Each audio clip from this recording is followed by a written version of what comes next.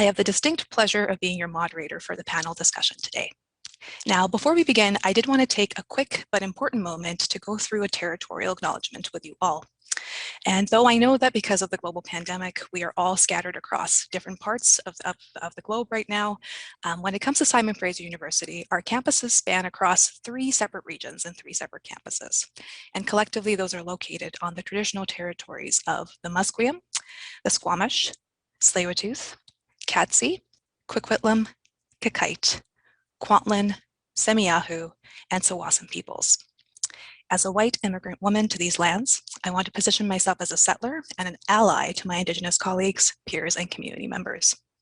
And to learn more about territorial acknowledgements, their significance, and how you can better demonstrate your own allyship, I highly suggest that you take a look at the great resources compiled by the SFU Library, which are now linked for you in the chat. And speaking of the chat, today I'm joined by my colleague and manager of the Undergraduate Career Management Center, Daryl Odo, who will be handling the tech details or back-end details for all of us, which also includes taking questions from our audience. So in case you're an audience member and you'd like to ask a question of our panelists, I highly encourage you to use the Q&A function that is at the bottom of your screen. So you can input a question there, but also what you can do is if you see a question that another audience member has already asked, you can also upvote those questions, which is really great so that at the end of our pre-structured discussion today, we can get to the questions that you're most interested in. So in a second, Daryl is going to pop a poll up on the screen, mainly to give us a little bit of a sense of who's in the room today, so you can self-identify as either a student, alumni, or other. So feel free to do that now.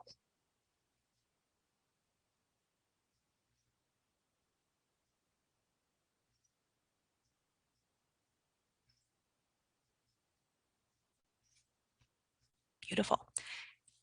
And so let's see if we can see the results. Awesome. So it looks like a good majority of people in this space today are students, though we do have a good chunk of alumni, and others also joining us. Thank you so much. That's great to know. And welcome to all. So just a quick reminder that this session is being recorded today. So in case you have friends or colleagues who are not able to join us for the live session, we will actually be posting this to the SFU Career and Volunteer Services YouTube page after that's finished. You can see some of our pre-existing panels on there already. Wonderful. And so without further ado, I would love to welcome our non-tech and tech panelists, who are all former students and also engaged alumni of SFU. So from acting as co-op employers to serving as industry advisors for SFU's academic programs, to exhibiting in career fairs and info sessions, and also panels like this one. We actually do have a returning panelist with us today. So I want to ask all of our panelists to please turn on your cameras and take a moment to thank you for making the time in your busy schedules to join us today for this discussion. I know that I'm really excited because I know that even just across the 4 of you, the kinds of organizations and affiliations that you represent are quite diverse. So lots of different interests in the room, which is a good sampling of the dynamic tech sector in Vancouver. So I'm going to give our panelists a chance to introduce themselves, whether that's your current role, possibly specialties of yours, or if you want to maybe talk a little bit about a fun fact, that'd be great too. So we're going to begin with Judy, please. Hi everyone, it's Judy here. I am the HR generalist at Alida. So Alida is in the customer experience management industry, and we have an insights platform that helps turn customer truth into action. And in terms of from a day-to-day perspective, I am primarily responsible for employee relations. So my direct client group is anyone in product or engineering. I also oversee our total rewards, our different internal programs, and I also run our co-op and internship program, which I'm super excited about. I did 4 different co-op terms before graduating at Beedie, so really keen to give back to this community here, and would love to share more of my experience with you guys. Thanks so much, Judy. Great. And if we can head on over to Paula, please. Hi, everybody. Thanks. My name is Paula Brunton. I work at Traction on Demand, and we do Salesforce consulting.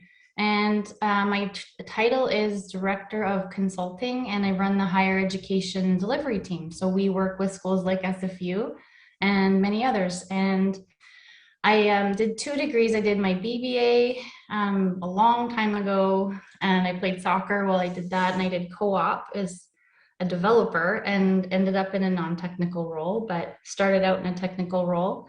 And I went back and did my master's a few years later. And fun fact, I have a drawer full of SFU clothes that were from the 90s. That's very fun. I bet a lot of those are collectibles and maybe things that other people want to borrow off of you. Totally. Great. And Hanna, please. Awesome. Hi, my name is Hanna Deplaedt. I work as an HR business partner at Absolute Software, which is a Vancouver headquartered company that does endpoint security. So definitely pretty critical over the last year or so. Things have definitely ramped up for us with COVID. So the silver lining, I suppose, which does mean we are also hiring in many groups. So super busy in my role, working on recruitment, employee relations, and kind of full life cycle on the employee journey from start to finish. So super excited to kind of jump into some of the questions later today and answer anything that the group has. Thank you. We're excited to have you. And last but certainly not least, Samantha. Yes, hi everyone. My name is Samantha Ng. I am the HR generalist at Safe Software, and what Safe Software does is that we are the creators of a data integration platform, which basically brings together information from different applications or siloed databases, libraries to really help our customers maximize the use of the information that they have and are collecting. So in my role, I handle full cycle recruitment for both campus and full-time hires, have a hand in community relations, employee relations, as well as payroll. So I'm really excited to engage with all of you attendees today to chat about careers as a non-tech person working in the tech industry. Like many others on the panel, I am a product of the SFU co-op office myself, so I also completed 4 terms of co-op during my undergraduate degree, and I think really that's what propelled me to find success in the high-tech industry space. So excited to engage with you all. Brilliant. Thank you for introducing yourselves. And already I can see everyone speaking to some really great experiences, advice to the students that we have here, people who are alumni as well, starting off their careers. And so just a reminder to the audience that I will be jumping into questions now. So those questions are pre-structured, but if you would like to ask questions throughout the course of today's event, the way to do that is to go down to the Q&A function that is at the bottom of your screen. So please go ahead and put your questions in there. You can also upvote questions from other participants, and that way hopefully we can bring them further up to the queue and not miss out on them at the end of our event today. All right, so I'm going to go ahead and transition into what you've all been waiting for, questions to our lovely panelists. So the first question I'd like to ask, and this one is for Hanna, will be a little bit of an expansion on the introduction. So can you please tell us what has your career path while in school and after graduation looked like? What led you to where you are today?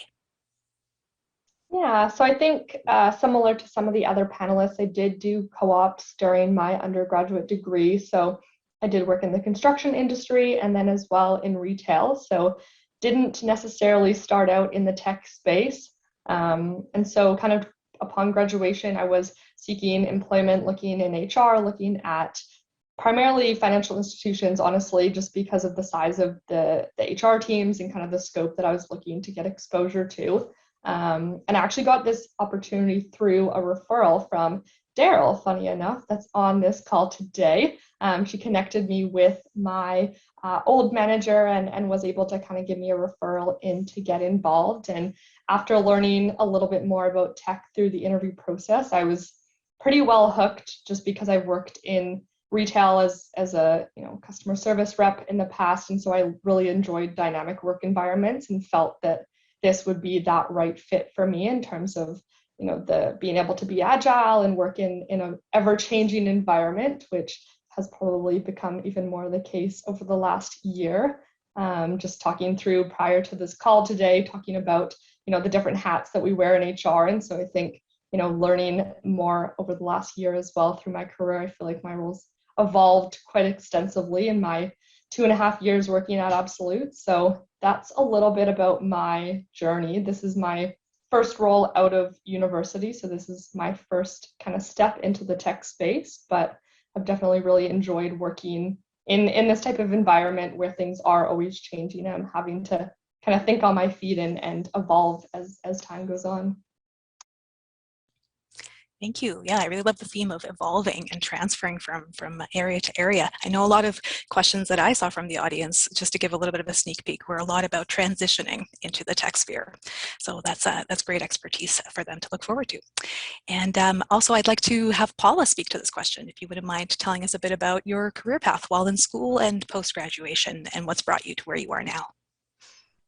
In some ways, I think my path is really boring. It's probably the most straight shot out of anyone I know. Like, I started in '95 at SFU, and at that time, tech wasn't the same as it is today. And I luckily found my way to business and then MIS, and luckily did co-op, and then luckily got a tech co-op job, like super random. One coding course I opted to take led to this job, which led to an industry that I love. So my career in a little bit different than Hannah's started out like really technical, like development. And then I went and got a job after school in recreation software doing consulting. So I'd go on site at Parks and Rec and set their systems up all over, and got in a team lead role. Then went to SAP and was a manager of a team, and then went to a director of a team, and got less and less technical, as especially when I moved companies and hadn't worked on that specific software hands-on. So right now we do Salesforce at Traction, and I've never been technical on this platform,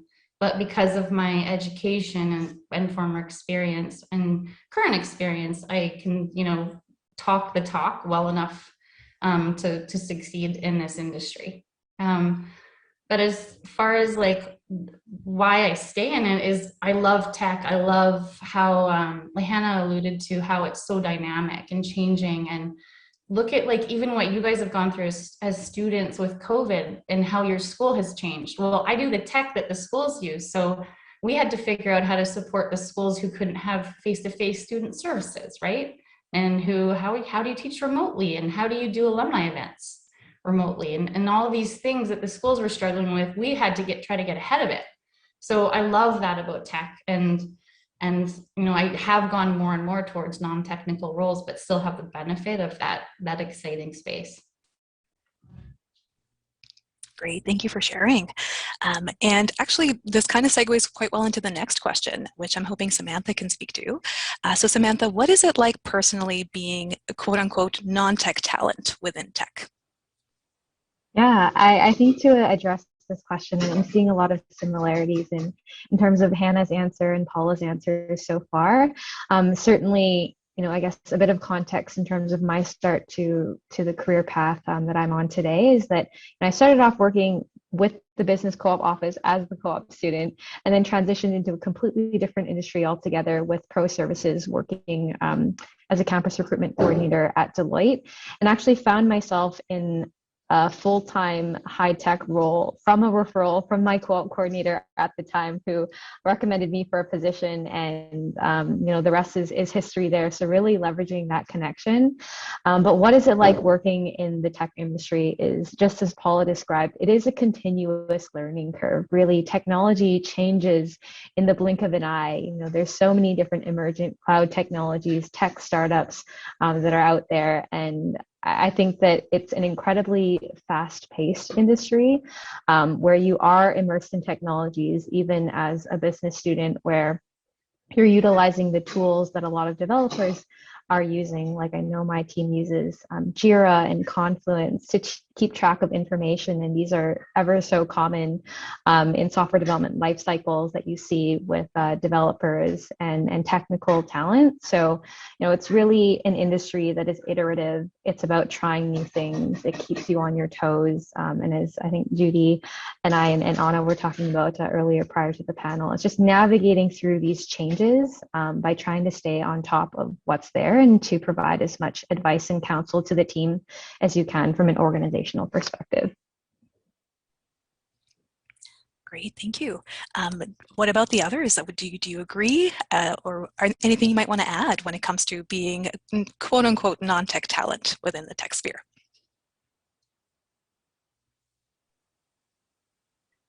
I think being non-tech and tech is really interesting, right?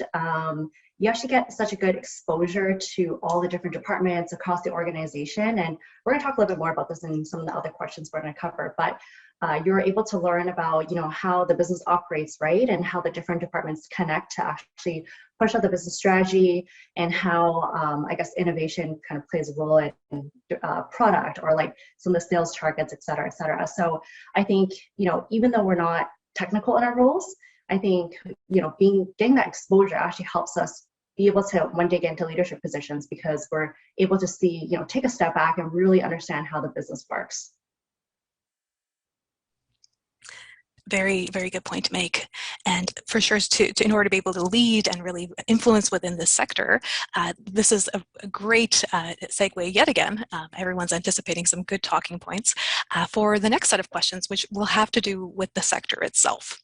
And so, Judy, hopefully this is another question that I know you're able to cover here. What do you think are some common misconceptions then that people have when it comes to tech specifically? What don't we know? Yeah, absolutely. I think if you go online, there's probably like hundreds of misconceptions or myths about what it's like to be in the tech industry, but I'll narrow it down to about 3, which I hear a lot from, candidates and just people in our network, right? And I think the first one that's top of mind for everyone is, do you actually need a computer science degree, or do you need an engineering degree to be in tech?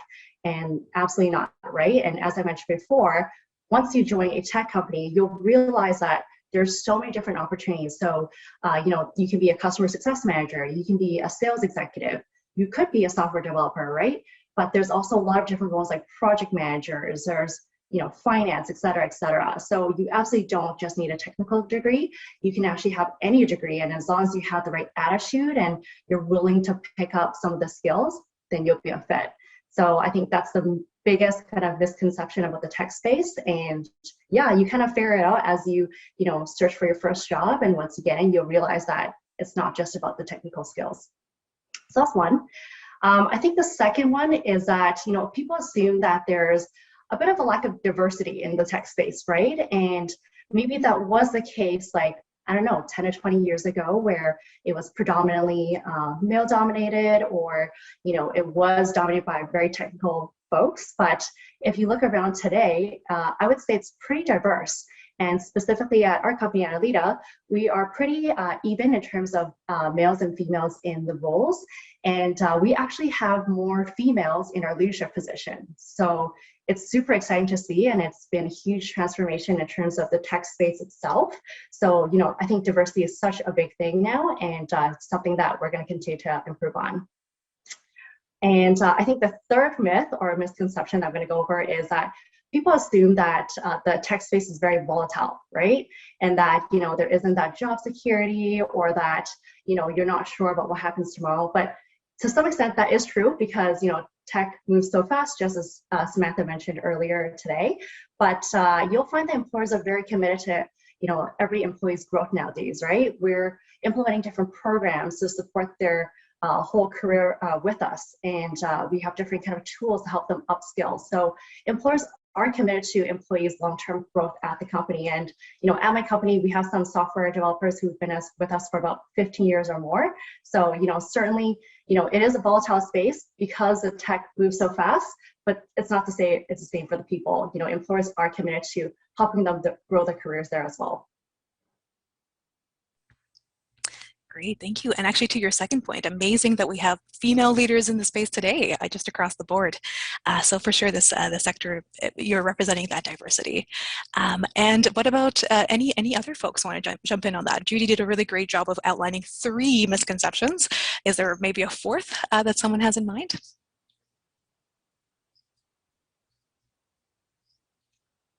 Okay, looks like we're good to go on to the next question then. So for the next question, this question is for Paula. So to what extent would you say is a technical background useful, or possibly not useful, when it comes to landing a non-tech position in this sector?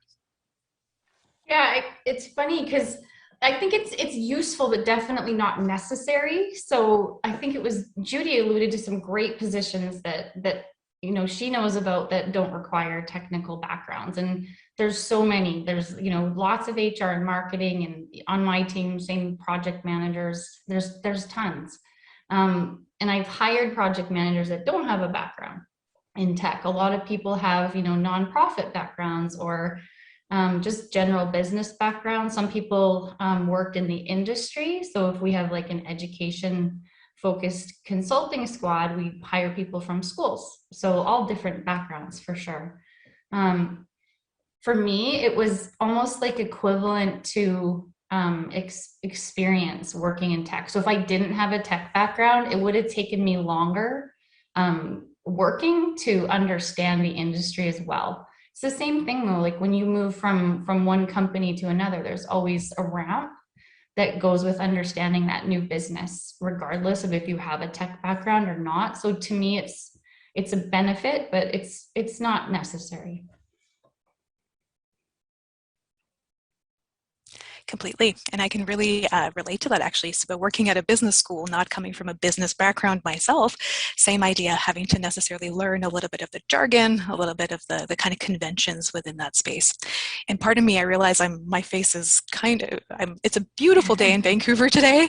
And so as the sun is setting, I'm getting very different kind of light into the room, but I'm here with everybody. Hopefully I'm making eye contact. Any other comments from the panelists around this usefulness of a tech background? Any additional thoughts? Just something to add on. And, when I first joined the tech industry, I think I was concerned that I didn't speak the same language, right, as some of these software developers. And I think one key takeaway that I learned was don't be afraid to ask, right? And when I first joined, I definitely was not speaking the same language as the software developers. And I asked them, so can you actually give me a quick crash course on what this means? What do you guys use on a day-to-day, right? And they were happy to give me a 30-minute kind of session in terms of, what is their coding language? What's the C#? What's Java, et cetera, et cetera, et cetera. So don't be afraid to ask. I think one thing I'd like to add too is that the benefit that I have from doing the role myself or being in a tech role is that I understand some of the challenges. And so I think that's the important piece. You guys know, like, to have empathy sometimes it's easier when you've done it and walked in those shoes. So I think the important piece is just really trying to understand what that experience is like for the people that you're working with. Mm-hmm. Absolutely. And I love that. So empathy and asking questions, really seeking to understand other people's stories and how they fit into the overall process. I love that. It's advice plucked right from my lips, the kind of thing I love to tell students. Okay, on to the next question. Judy, in your opinion, how has the tech industry in Vancouver changed in the past 2 to 3 years? And of course, I know this is a loaded question because we have the pandemic in the last 2 to 3 years, but maybe even prior to that. Yeah, for sure. I think this applies to just the tech industry in general. It sure expands outside of Vancouver as well, but I think I'm seeing that, it's really transitioned to become more values focused versus the environment offerings, right? And I think in the tech industry, when it's just started, we were fairly infamous for things like, foosball tables or free snacks in the kitchen or whatever it might be, right? And over time, that's changed. Job seekers are looking for more, deeper level kind of connection, right? And we're finding people are now asking questions like, what does work-life balance look like? What are some different kind of charities that this company is committed to? How are you ensuring the mental wellness of your employee base, right? So I'm seeing in the tech community, like, it's no longer about the kind of physical or environmental offerings. It's really about the values of the company and whether that aligns with the candidates themselves. So that's a huge, huge change, I think.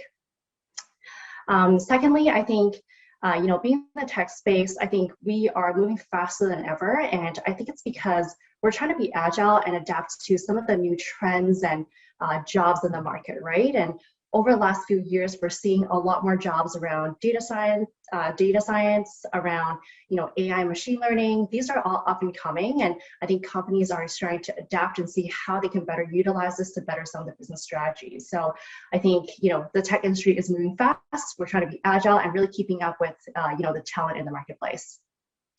And lastly, I think one huge change, especially since the pandemic, is as the tech industry evolves, we're seeing that we're becoming even more so of a global workforce. So a lot of companies have now kind of started to transition to become fully remote, and you're finding that you actually can find talent anywhere, right? We're not really restricted to the office environment that we used to be in, and we're really expanding our reach. So I think that's another huge change that's going to come this year and many years moving forward, because, talent can be absolutely anywhere now, right? As long as, you can legally do it and have the right entities and stuff to do so. So I would say those are some of the main trends that I'm seeing in the tech space right now. Amazing. Yeah, some really great trends. So whether it comes to globalization and internationalization and crossing borders, thanks to digital pursuits, or whether it's different kinds of trends when it comes to automation and et cetera. The technology continues to evolve, as you're saying. I'm curious if there's anyone here who might want to speak to any one of those pieces particularly. Different trends.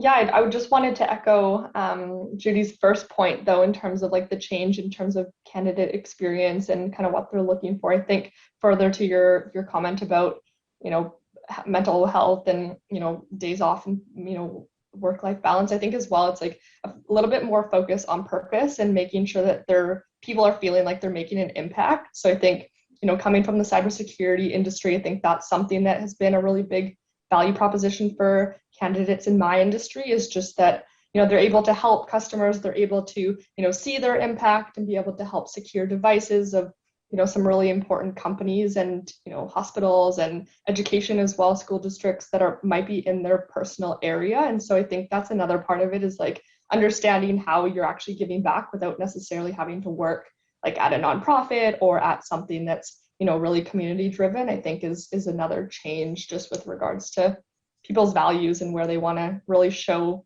themselves to their community. That's fascinating. Okay, so another question about the sector, and this is in terms of, spurring off of those trends, spurring off of the changes we're noting. What would you say are certain challenges or opportunities that are within your organization right now? And actually, Hanna, I'd like to come back to you for that. Yeah, so I think where that pertains to Absolute specifically, so to give a bit of background, so we're being in the endpoint security space, we're all about securing the information and contents of people's kind of corporate environments or personal computers. So, nowadays it's not really the value of the computer, it's the information and all the contents of it. So whether that's, hospital medical data, or it's, a legal company and their client information, or even on people's personal devices, you've got your birth certificate, or you've got personal information about your passport, things like that. So, we're really focused on protecting whatever's on that device through kind of our control software and visibility software. And so I think what has been really important for us over the last year especially is that opportunity that once everyone's moved remote, it's kind of expanded the risk of data breaches. So even SolarWinds, that's kind of top of mind most recently in the news. Cases like that where companies are being experiencing breaches and are being mindful of what's going on their devices, employees going rogue or disappearing or moving and not being able to, know what's going on the computers or, what's going on with their devices. And so that's kind of where Absolute's really been able to kind of leverage what's going on over the past year, which I think kind of has a double-edged sword on the threat and opportunity, just because it puts a lot of pressure on companies, in this space to try and capitalize on that and help everyone. But at the same time, obviously, if we grow fast enough, we can also use that as a super major opportunity to be able to help more people. Mm-hmm. Completely. And how about Samantha? I think you had some thoughts to share too on this. Yeah, so I think the lens that I took on this particular question about challenges that, Safe Software, as well as just other organizations within the high-tech sector, and I'm sure other sectors as well are experiencing, is just the challenge of pivoting from being co-located in an office and establishing an in-office culture there, because our organization prior to the pandemic, we had the ability for staff to go and work remotely, a couple of days a week, but most of our staff preferred being in office. So being kind of thrust into this new environment and being able to pivot, I think the first challenge was identifying areas where we could continue to encourage that work-life balance. I think Judy had touched upon this briefly earlier about, making sure that the mental health of your staff is, priority number one, especially as many of us are heading into our 14th month of working remotely from home. The COVID fatigue is certainly starting to settle in. And so identifying ways to pivot from providing those fringe benefits, again, like, foosball tables and catered lunches, those are, days of the past, those are completely gone. But how can you provide meaningful, sustainable benefits that are really going to make a difference in the day-to-day lives of our staff? So I know that one of them is looking into mental health resources, whether that be online counseling benefits or an expansion to health and wellness budgets altogether for each individual staff to be able to really, cafeteria style, choose what's going to be important to them, what's going to make a difference in the lives of themselves and their families. So I know that that's something that right now my team is very proactively looking into, is figuring out what is on top of mind for our staff. And I think the second thing that I've been seeing is just, I think amidst all of this uncertainty with just when returning to work is going to happen, focusing a lot on resources to continue to empower and instill or reinstill confidence into team members or team leads, to be able to pivot their leadership skills and facilitation skills in a completely different medium that is the virtual environments that we find ourselves in. I'm sure that we've all had those meetings where, in person, there's lively discussions, but online, sometimes there's a dance and difficulty to continue the flow of conversation because there's only one person that can speak at a time, and only one voice that everyone can listen attentively to. So it's trying to find ways around that for collaboration and tools to bring people together and to engage our team in a way that's, really maximizing that time that they have online virtually. Great, thank you. Yeah, I think between the two of you, it's really astounding to note the shifts and really think about exactly what companies are thinking through in terms of giving back, in terms of the helping others, really thinking about the significance of not just their clients, but also internally their staff as well.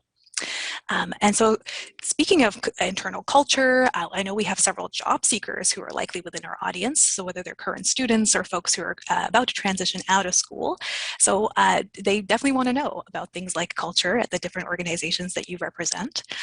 So first things first, I'd love to hear from Hanna. Could you tell me, how can job seekers connect with employers right now? Whether that's, we know LinkedIn and virtual career fairs are one of those ways. Do you think that works, or do you have other ways? Yeah, I'd say that's probably, a good spot, especially for myself. Like, I get quite a few messages from, random people trying to connect with me. And I think being able to comment and bring up, an event that you attended that I was at and spoke about, and be able to kind of connect with me on something that was more specific and tailored to, an instance where we actually connected, it means a lot more to me, and kind of gives me that incentive to actually connect back and answer questions and things like that, rather than just, a random invite that is some person that I have no idea, how I know them or where they might have met me. And so that's been probably the most successful part, just because I have tried to give back over the past year or so, attending all of the virtual fairs, trying to get involved where I can with events like this. And so, my kind of takeaway when people at the end of the calls, if I'm doing, a one-on-one session, they're asking me, how do I connect with you? I applied and I haven't heard back yet. How do I follow up? Things like that. I mean, I don't think that the first part is to bombard somebody with emails, because who, even for themselves, I'm sure they wouldn't want that.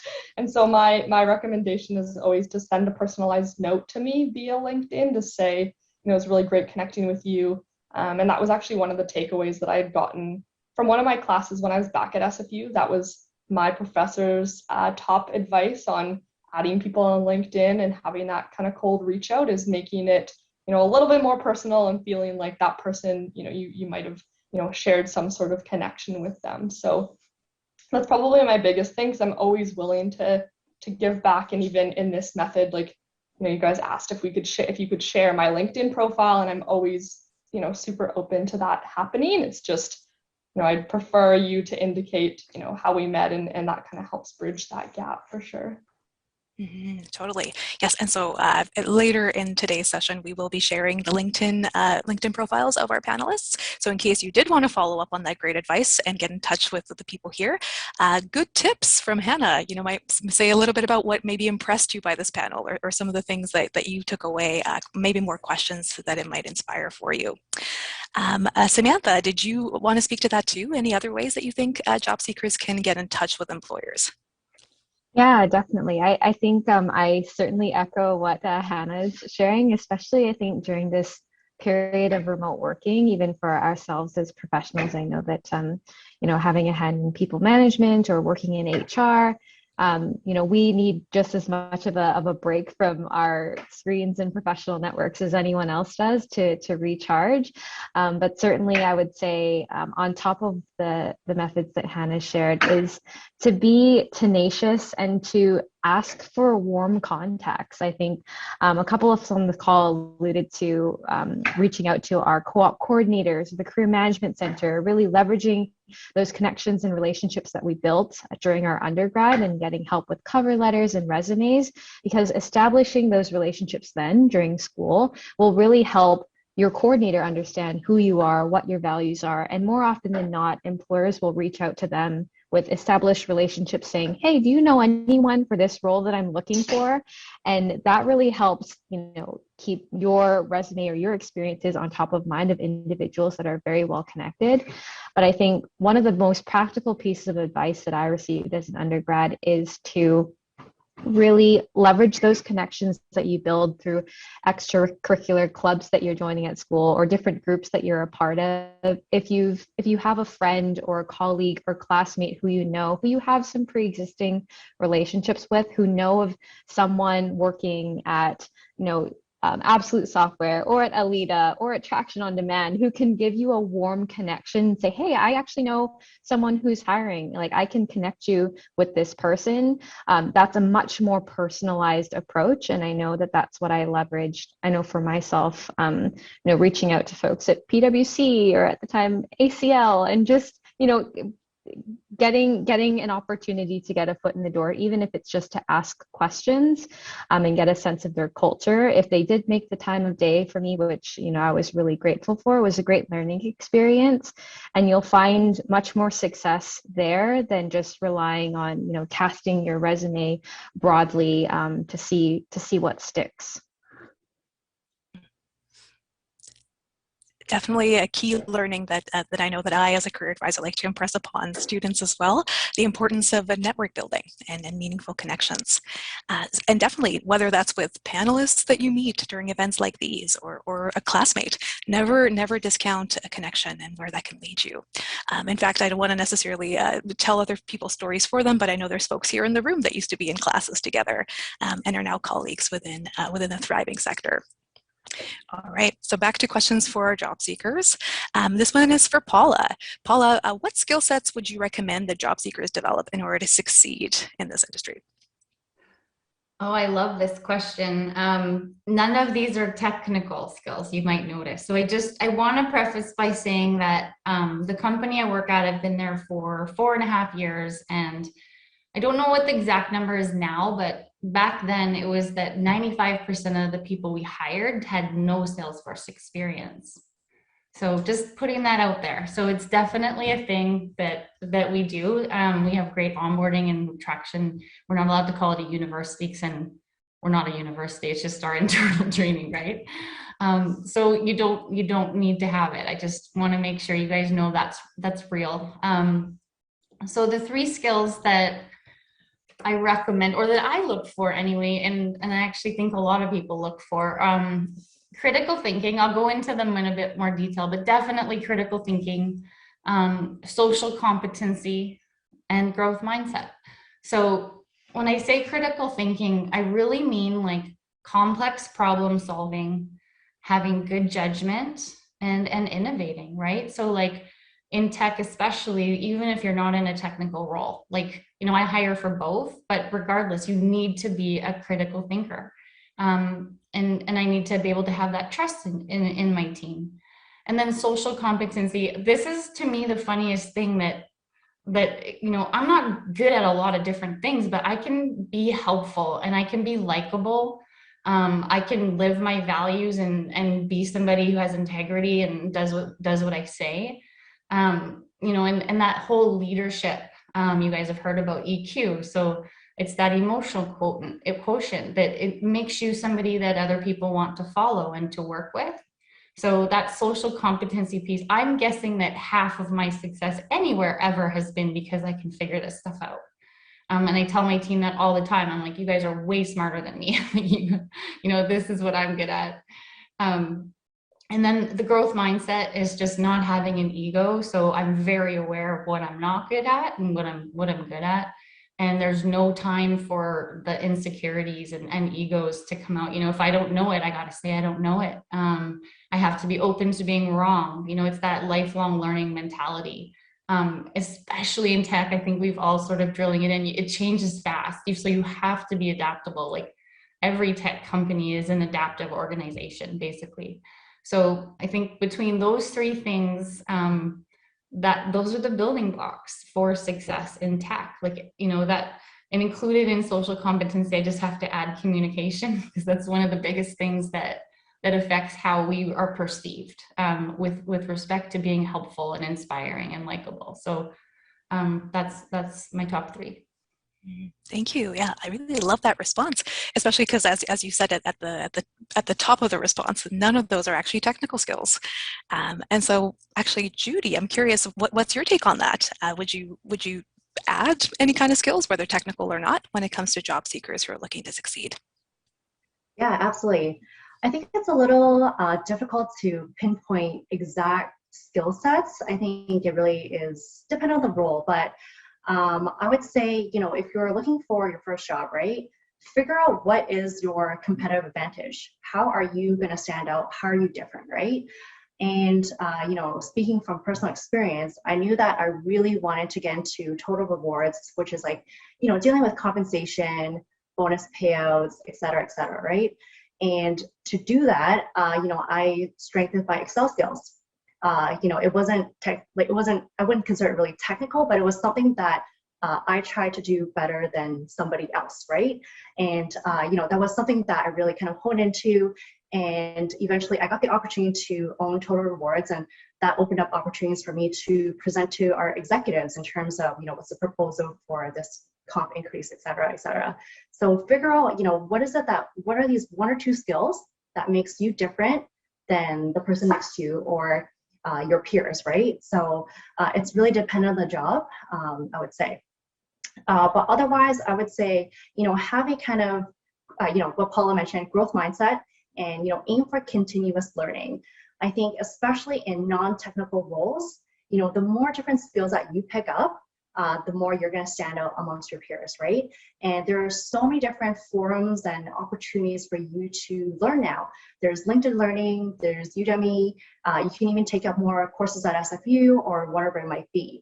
But don't stop the learning piece, because that's going to, be the way for you to stand out and be able to get more opportunities that way. But if you're absolutely not sure where to get started, I think one thing that really helped me during my undergrad and even after undergrad is to get a mentor.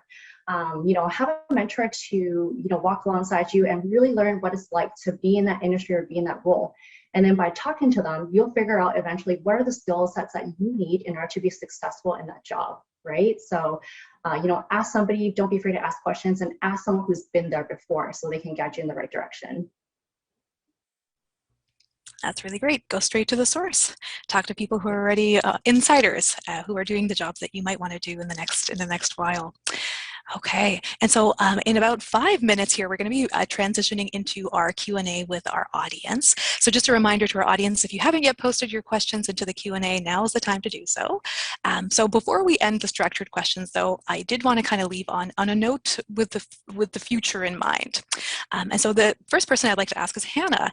So Hanna, what advice would you give to new graduates or recent alumni, or maybe folks nearing that deadline, almost about to graduate, that could help them in succeeding? Yeah, so I think, I talked about my journey into tech, and I think Samantha as well. It sounds like we have similar journeys in is getting connections through, whether it's through SFU and through, you know, your co-op coordinator or an advisor or even somebody external to SFU. Just finding that network, I think, is really important. So, you know, I didn't even think that an opportunity was going to come available through Daryl or through somebody from the co-op office, and that did end up being, you know, how I got that in and how I became, you know, I moved from being a piece of paper to being a person in an interview, and where I was really able to kind of showcase myself, because I think that's where I really found the difference, was like looking at myself compared to every other SFU grad that was, you know, in HR. We probably look quite similar. And so it was figuring out how I actually got in front of these people to be able to show them, you know, what I'm passionate about, and, you know, where my kind of advantages come in. And obviously, going off of that last question, show them where my strengths were and where I really wanted to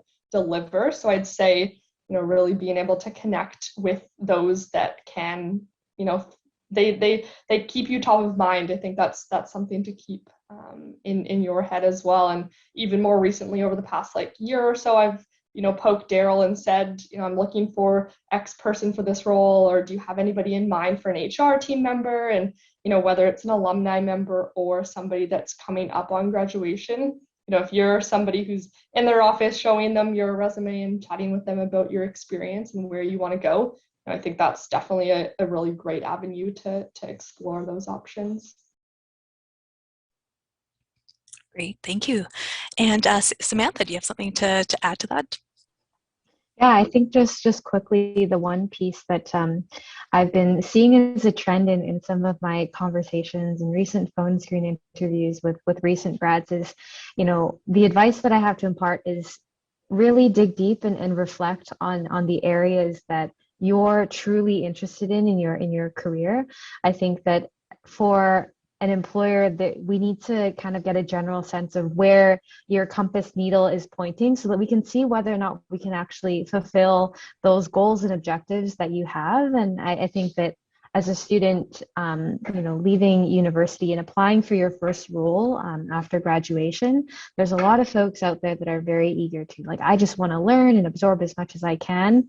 But like for me, I'm always asking, well, what is that? You know, tell me, describe to me what that is, so that I can share with you what specific areas or aspects of this role will help fulfill that, or whether this role actually isn't, you know, going to fulfill that at all. So I think, you know, one of the things that I did as a new grad was coming up with just a general mind map of even drawing out, like, these are the areas that I'm interested in human resources or in tech, and these are my particular strengths, as Judy alluded to, right? Outlining what is your differentiated skills, what do you bring to the table, but really what is your area of focus? And then that's going to help you with tailoring your applications to finding the right opportunities when you come by them in your job search, to make a knock it out of the park cover letter or resume that will really stand out and shine. So, you know, not just, again, casting your net wide, because truly I think in recruiting, it's about quality over quantity. You know, tailoring your, you know, written invitations and messages on LinkedIn to recruiters, tailoring your applications, because, you know, I will say I do take the time to read quite a number of them, and it's very easy to review ones that are very generalized. So it's really all about showcasing what it is that you bring to the table, and telling your story as best you can. Mm-hmm. Great, yeah, and oh my gosh, I'm really noticing the links between everything that everyone is saying. So kind of going back to Paula's point around, you know, being someone who's sociable, being someone who's likable. I think a large part of that is not being afraid to be yourself. And so, you know, showing up, being relevant, telling your story. Paula, it seems like you have more to add. Yeah, I just want to say that when I say that, I don't mean being an extrovert. I love my like introverted developers and data developers and declarative developers and all the technical people who are super introverted.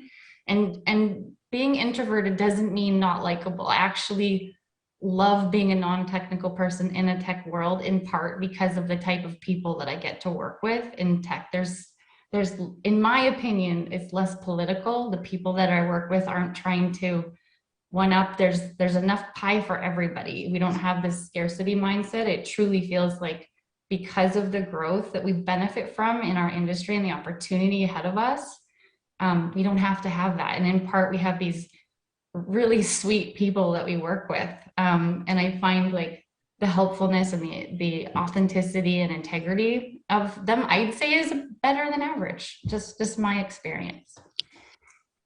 I love that, and thank you. Thanks for the shout out to the introverts, because of course I'm a self-identified introvert myself.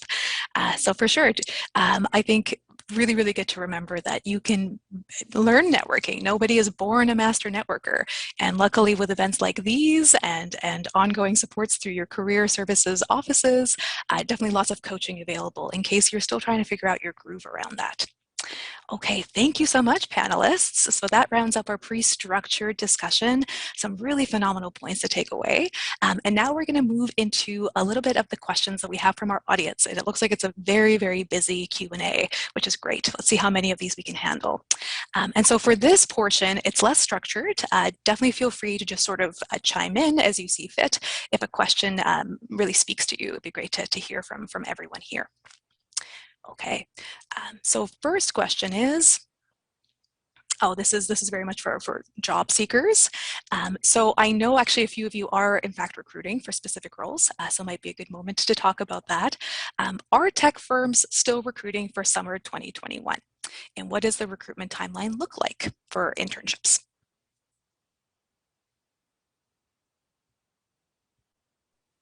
I can jump in and chime in first. So I know for my team specifically, we actually have one very late co-op posting for the summer term that we've shared at the SFU co-op office for a social media intern to join our team in ideally May. We're hoping to have someone start at the beginning alongside our other 7 interns.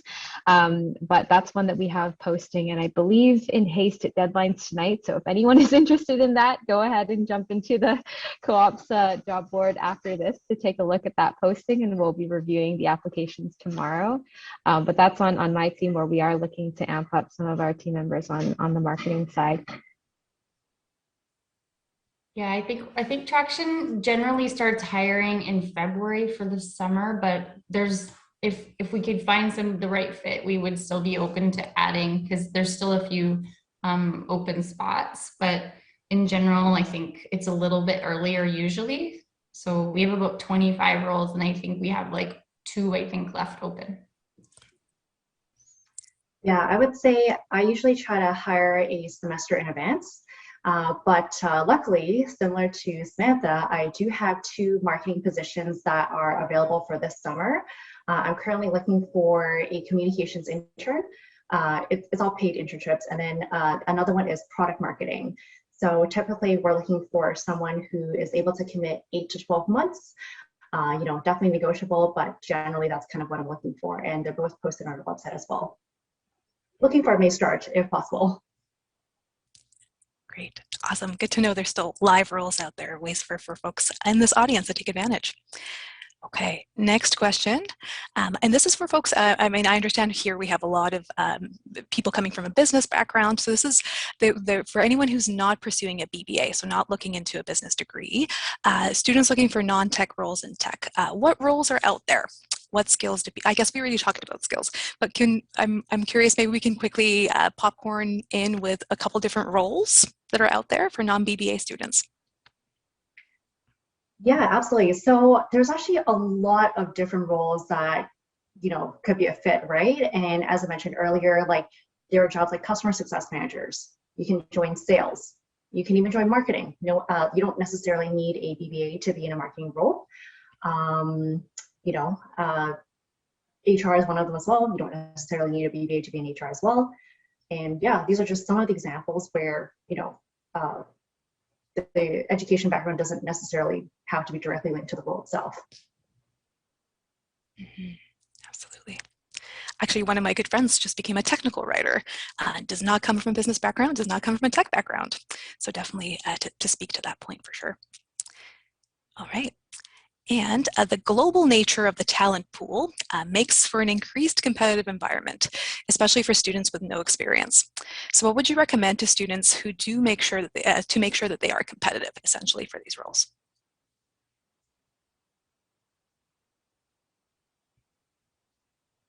I feel like that one's been mostly answered maybe, but I think the ladies on this call have highlighted just spending a bit of time making sure that you've highlighted your strengths in when you apply. I have a bias because I work in the Salesforce ecosystem. And so one of the things I just want to encourage everybody to do is that like you can go learn anything and like anything in tech. Like there's so many things. And so if you're thinking about like what industry you're interested in, one of the things to look at is like for Salesforce, there's like thousands and thousands of new jobs in Canada every year. And looking at the opportunity out there, like they have a whole section on their website about all of the jobs in the ecosystem. So if you look at things like that, like they have a whole, like it's free, you can get certified.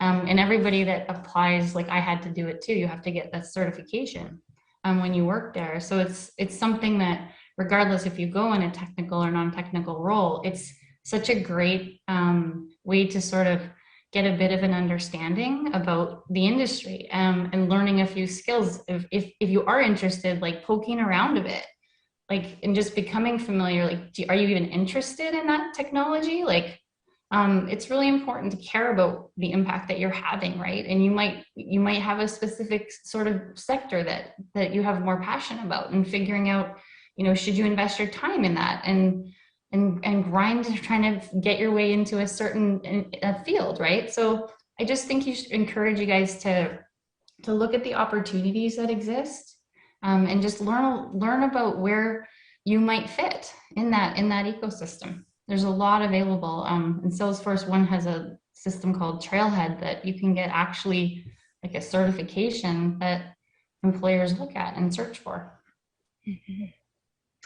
Just adding on to that piece there, I think, don't be afraid if you don't exactly have the same experience that the job description is asking for, right? It's totally understandable that new grads don't have 10 years of experience under the belt, right? But we want to see how your skill set may be transferable or relatable to the role that we're hiring for, right? So for example, let's say we're hiring in a sales role, right? Can you highlight, maybe in your student club organization, how you've maybe recruited X amount of members in this time frame, right? And how you did that, what was the method, what was the thought process? Or if you're interested in a customer success manager role, maybe, you've previously had a customer service representative role at a retail industry space. What was the customer satisfaction score? How did you manage to keep your clients happy, right? So sometimes like job descriptions may look really kind of scary. There's a lot of different bullet points in terms of what we're looking for, but demonstrate how some of your previous experiences are relatable, right? It doesn't have to be exactly it, because we totally understand that, new grads don't have that experience, but we want to see how we can make it work. I'll build on top of Judy's point there. When she mentioned being a customer service representative, I've definitely seen candidates who, their resume says experiences that are shortened compared to their LinkedIn experiences, where they may have omitted some of those customer service roles in the past. But I have specifically had hiring managers who have said, these individuals that have worked either in, let's say, a bank as a CSR or in retail, like you're developing those communication skills and those abilities to navigate some very challenging clients and customers, where, that kind of gives us a bit of insight into, your empathy as a professional, being on the other end in any retail or frontline position does have those transferable skill sets. So I definitely agree with Judy on that front. Great, thank you. And just to keep things moving along, there's so many good questions coming up. So what about when it comes to staying on top of technology trends? Knowing that it's moving very quickly, that sometimes the kinds of skills you're learning in the classroom may actually expire or become outdated by the time that you get to the end of your degree. So what are resources that you might recommend that folks subscribe to or follow to stay on top of trends?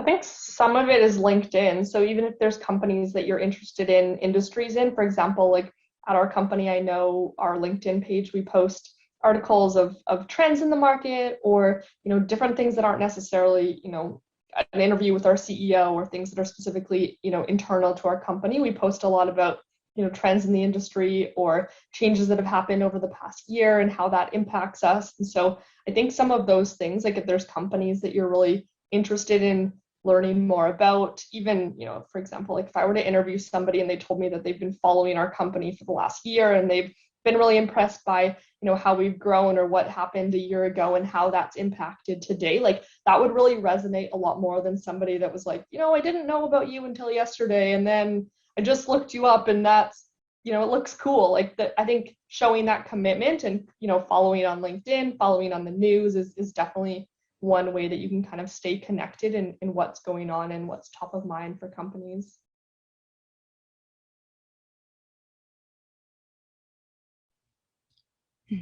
Definitely. And I would also say I would encourage anyone to follow different companies on LinkedIn. So whether or not you have a specific individual person that you're connected to, follow company pages just to be on top of what they're posting about, what they're doing within their respected regions or the demographics that they serve. And same goes for things like the different associations or governing bodies. For those who might want to be project managers down the road, you might be looking into something like a CAPM certification. So, look to where you might be learning that, because of course, the individuals that put that together, that allow those opportunities, those learning opportunities to be around, they have full-time jobs, and they're individuals who likewise have their finger to the pulse of the tech world. Okay, another question, and this is a little bit of coming back to a comment made previously about the importance of mentors. So what advice might you have to help somebody find a mentor? How do you locate a good mentor? So back when I was a student at Beedie, there was actually a mentorship program, which I got to take advantage of, and I got paired up with a director of HR at another tech company, which was absolutely awesome. I got to really see what it's like to be in HR. She invited me to her workspace and kind of see what's day-to-day like, in HR. I don't know if that's still available at the moment, but I'm sure your co-advisor or career advisor can give you more information around that. But otherwise, I think it's similar to kind of what Samantha mentioned earlier. If someone can give you kind of a warm lead where you can reach out to someone to say, hey, I find your background really interesting, and I'm trying to better understand what it's like to be in your shoes. Would love to set up a coffee chat to learn more. A lot of times people are very happy to chat, right? And if there's that connection, maybe a mentorship relationship will form. So, either it's through a formal program offered at the post-secondary institution, or there's also an opportunity to reach out to your own network and form that mentorship relationship yourself.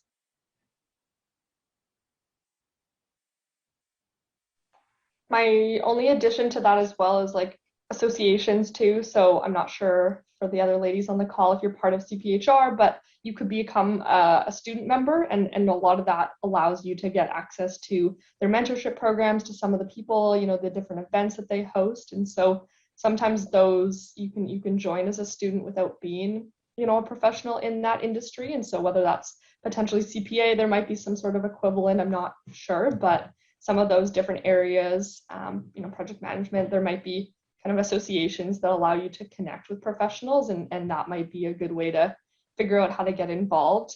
And just further to Judy's point too, like doing informational interviews, sometimes people aren't really interested in committing, hours of their time to one person. They're open to have a coffee chat for 30 minutes. So don't necessarily, disregard those type of requests and think, oh no, I only need a mentor for the next 6 months. I need, that's my only option. Be open to, taking 30 minutes of somebody's time and just, taking advantage of even a short period of time that they might be willing to give you as well. Mm-hmm. If you didn't get a chance to check it out yet, there is a note in the chat where it says the Mentors in Business program is still available and the deadline to apply is May 13th. And I was part of this program. I thought it was amazing. And, ultimately these mentors signed up themselves to commit the time to the students, right? And I got so much out of it. So it was a great program that I got to participate in during my time at Beedie. Thank you. Yeah, thank you for that plug. A little bit of shameless self-promotion for the CMC. But yes, for anybody who's interested in Mentors in Business, it does run twice per year, and there's actually no limit on how many times you can apply to be a part of it. But yes, further to the points made also, I think oftentimes mentors it's something that emerges. You know, you don't necessarily go after a person and say, you're going to be my mentor right away. But, you know, through things like conversations, as we heard from several folks here, informational interviews, definitely something that might advance or come out of a relationship for sure. So maybe the spark for some relationships is something that stays with you after today's event, and you might want to follow up with some of our panelists or possibly career staff and see what ways we can potentially provide you with some mentorship support. All right, next question is, this one's really interesting. What skills are valuable when managing people in tech? I feel like I should answer this because that's my job. I think honestly, those skills that I said before, I definitely think empathy is one that I think we've alluded to, has had a lot more focus lately in providing that attention to people so that they see the future in front of them. And so that's where it sort of fits into the EQ piece, like providing that career path for people, ensuring that you try to align work with what people are passionate about, like caring for people. One thing that's really hard is balancing people in business sometimes. Like if you have a crazy project and you know someone's worked overtime and you're asking them to work overtime, things go like that in services sometimes. And so that's like something that's really important to be able to do is to have difficult conversations, you know, and be brave and understanding that being direct is often the kindest way. So I think all of those, you know, having the learning mindset, the critical thinking, the EQ are the most important things. Like, honestly, sometimes what I do all day is make decisions. It's nothing that no one else can do, but like people will bring you their problems and I might have back-to-back Zoom all day and I'm making decisions with imperfect information and they're not black and white decisions. So it's having that judgment and being able to weigh those different inputs really quickly sometimes and making the decision that's in the best interest of the business and the people. Great, thank you. Thanks so much for that.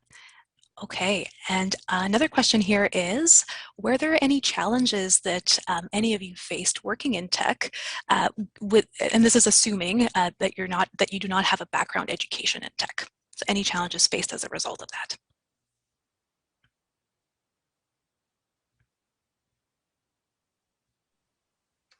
I think, you know, the obvious challenge is kind of what I mentioned earlier. You don't speak the same language as the software developers, right? So when I first joined the company about 4.5 years ago, it took me a while to fully understand our product and what we do and what it means to the customers, right? And for me, I wanted to speed up that process.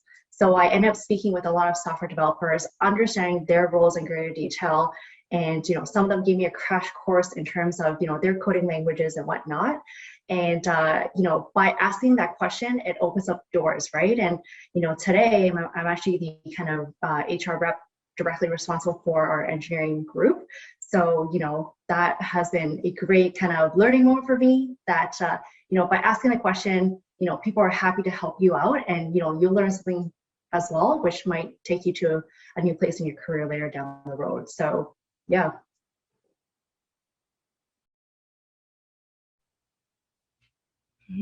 Awesome, great. Yeah, very nice to see, again, like key themes that are tying this session together. A lot of being inquisitive and a lifelong learner, not being afraid to necessarily really make yourself relevant, ask questions, arrive with a little bit of research already done, so you can walk your way into some meaningful conversations. Okay, and so maybe a few more questions here. One that I like, that's very interesting, is what is the biggest mistake that you see people making when attempting to break into a non-tech role within the tech sector?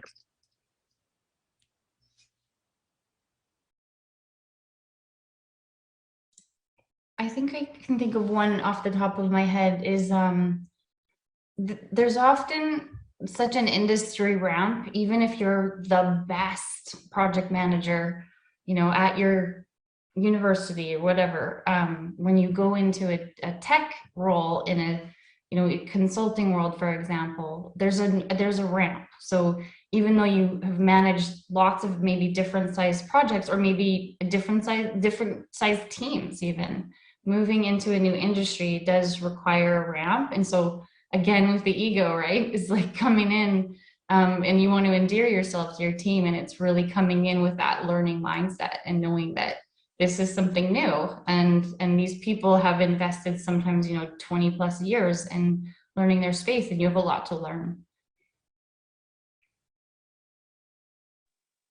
I think to build on top of what Paula is sharing is really, again, looking introspectively. Like, so I think, in going into, let's say, an interview, or like trying to find that breakout role in the high tech industry, if that's really the space you want to get into, what it boils down to, I guess, for me, if we can even label it as a mistake, going into some of those discussions to really find out if tech is for you, is again to carve out like what is it that you uniquely bring to the table. What are some of the gaps that you have as well? Like as Paula mentioned, there is an ongoing learning curve in the high tech space, and by no means are any one of us an expert. Like, I'm not going to pretend that I'm an expert even in my HR craft, but having awareness of our own blind spots and gaps or areas of improvement, that in itself kind of shows a different level of maturity and understanding of yourself going into a role,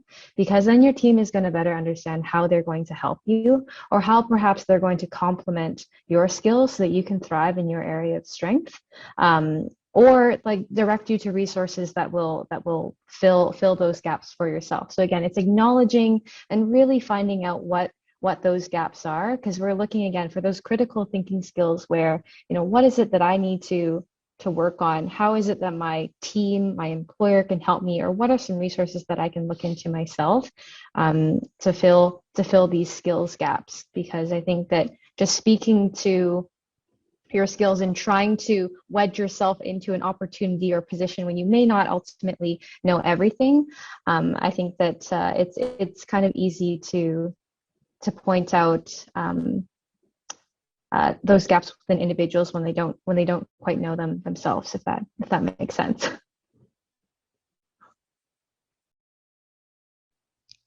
I like that.